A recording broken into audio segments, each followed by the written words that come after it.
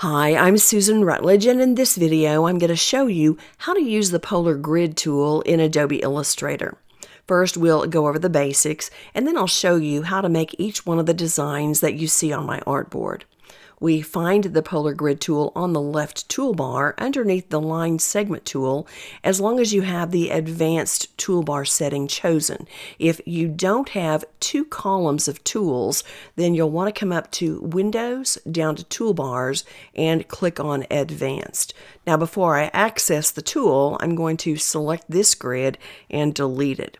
Then I'll come over to the Line Segment tool, press down with my mouse, and when I have the flyout menu, I'm going to choose the Polar Grid tool. And unfortunately, there's not a keyboard shortcut. Now that the tool's active, all I have to do is click down with my mouse and drag the grid out onto the artboard. And if I want to move it before I release my mouse, I'm going to press down on the space bar and I can just drag it around wherever I want. Now right now I have 10 concentric dividers. That's the number of circles that I have on my grid. Now that's not counting the outside circle because Illustrator doesn't consider that a divider. But if I want to add more circles before I release my mouse, all I have to do is press the up arrow key. And each time I press the up arrow key, you can see that I'm adding one more concentric divider. Then if I want to reduce the number of the concentric dividers, I use the down arrow key, and each time I press, I'm reducing the number of circles by one.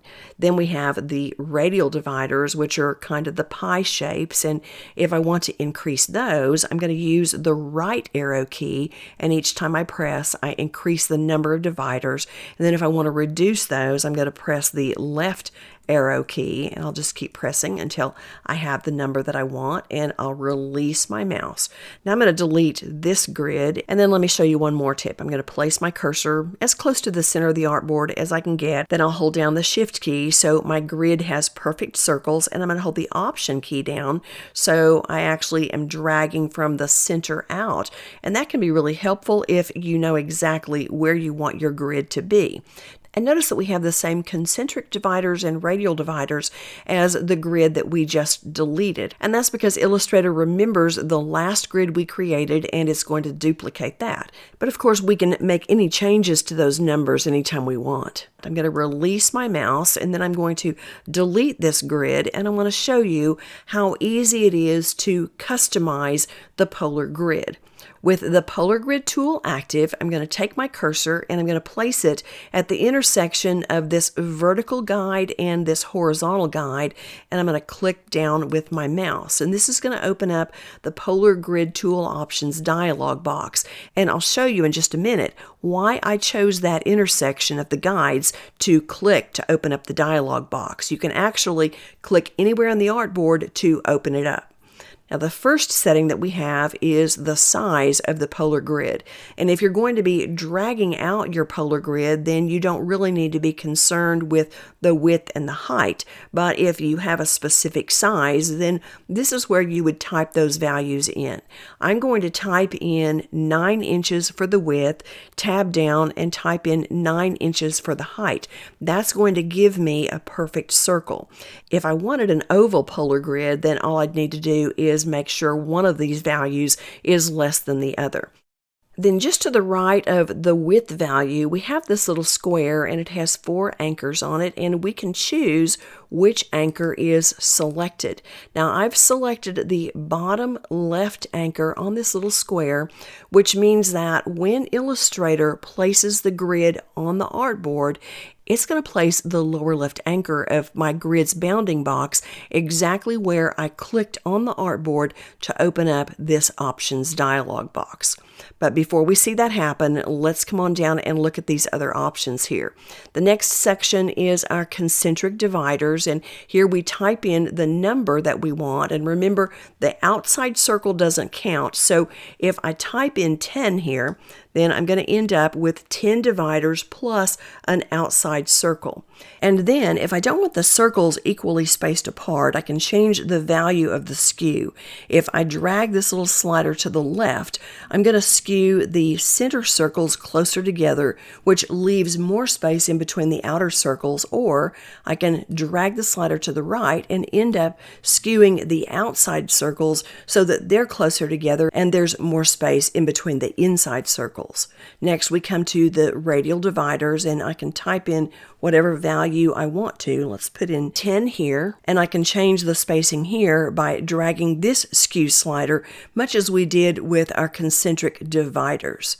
And we have two options here at the bottom. One, if we check this, Illustrator is going to create a compound path out of our concentric dividers, and the only way we'll be able to access them individually is if we release that compound path.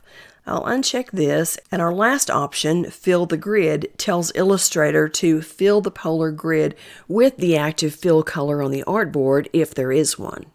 I'm going to uncheck Fill Grid and show you what it looks like to have a 30% skew on our concentric dividers. Let's say OK. I'll get the selection tool, keyboard shortcut V, and click on the grid to deselect it.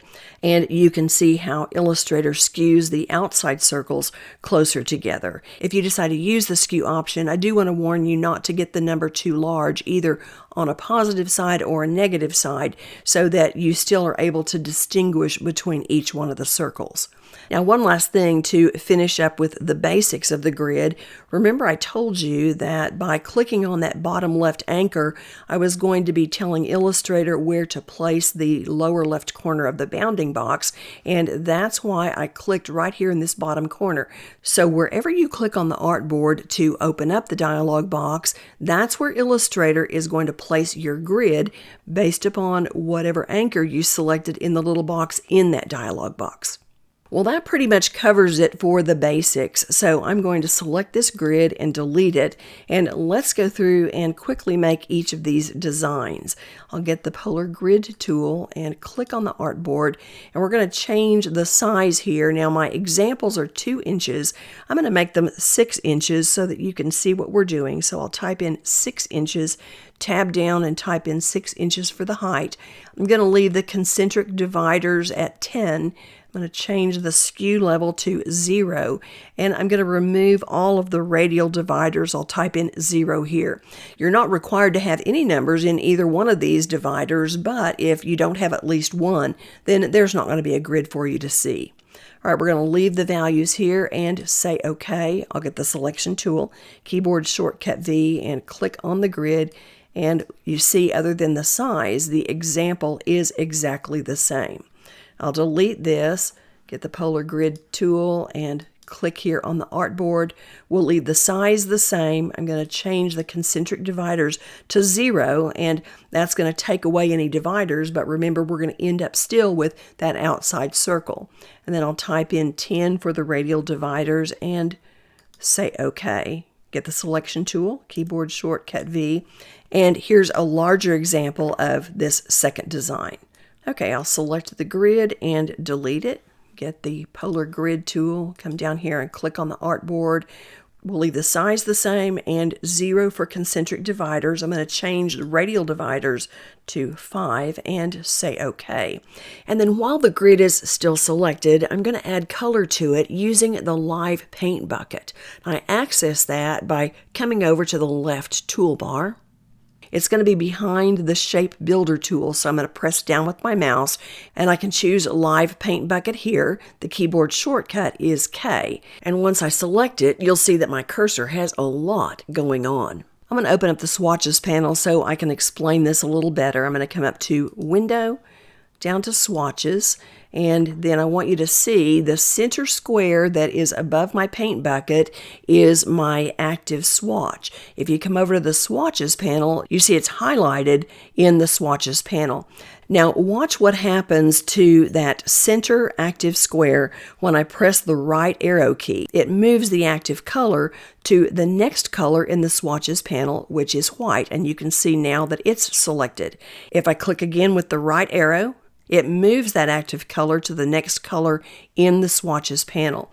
So I'm going to press the right arrow key one more time because I want to start with the color red. Then I'll come over to my grid and simply click down once with my mouse to fill that portion of my grid. Then I'll use the right arrow key to move to yellow as the active color and click on this next section. Then I'll press the right arrow key and click here for green, press the right arrow key, click here for blue, and press the right arrow key to click here for the purple. And then I'll get the selection tool, keyboard shortcut V, and that's how fast you can add color to a polar grid. Now I'm going to delete this grid and come back up and get the polar grid tool. And let's click here on the artboard.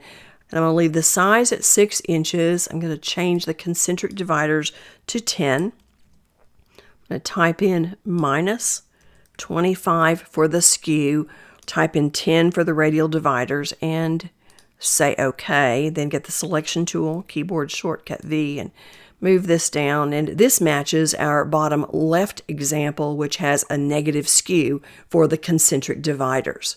I'll select this grid and delete it and come up and get the polar grid tool again. I'll click on the artboard. We'll leave the size the same. I'll change the concentric dividers to 5. Let's put the skew back to 0%. And then for the radial dividers, I'm going to type in 6 and say OK. Now I'll get the selection tool, keyboard shortcut V, and move my grid down in the center. And then I'm going to get the live paint bucket again, keyboard shortcut K. And I want to start out with black. So I'll press down on the right arrow key 2 times to get that black as the active color. And I'll color the grid to match our example on the top right and just show you how quickly this is. I'm just pressing down with the right arrow to change these colors. That's what I love about this little tool here because it makes it so easy and fast. Now this time I'm going to start with the outside using that same color, and I'm going to use the left arrow key. If you're wondering where to point, in the midst of all of these, there's my pointer in between the color boxes and that paint bucket tool. All right, let's do the yellow.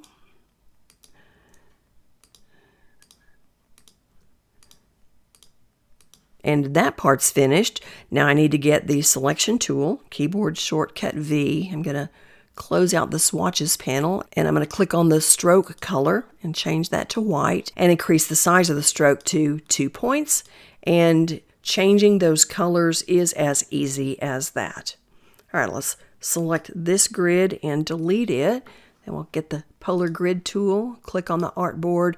We'll leave the size the same. I'm going to type in 0 for the concentric dividers and 35 for the radial dividers and say OK. Get the selection tool, keyboard shortcut V, and move this down and ungroup these, keyboard shortcut Shift Command G.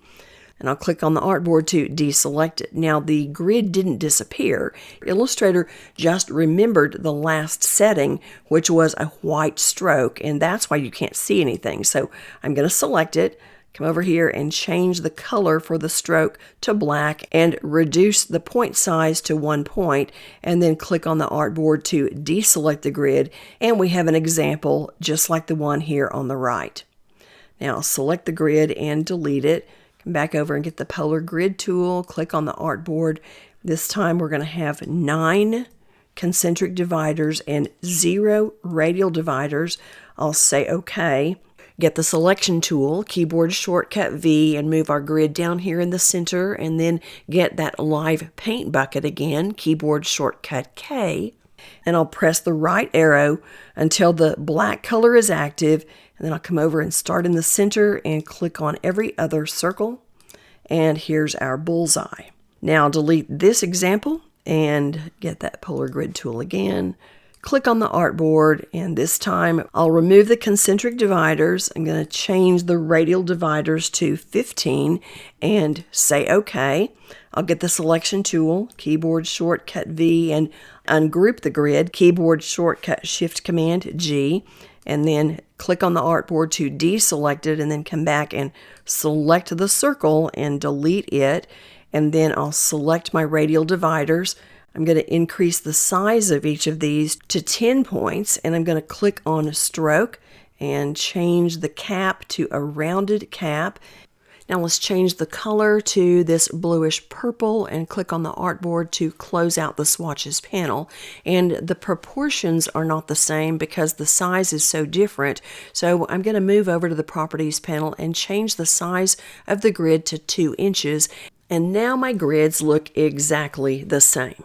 I'm going to delete that grid, and I have one more thing to show you. I'm going to click in the bottom left corner again. We'll change the size to 9 inches by 9 inches. I'm going to put in here 20 concentric dividers and 50 radial dividers, and Illustrator is going to remember the last setting here. So I'll say OK and get the selection tool, keyboard shortcut V, and click on the artboard to deselect this, and I end up with a really interesting looking design.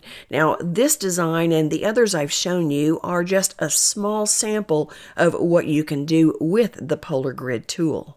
In the next video, I'm going to show you how you can make something really fun with this tool, and that's a linear spiral. So be sure and subscribe to my channel and click the notification bell so that you don't miss this or any of my future tutorials, and I'll look forward to seeing you again next time.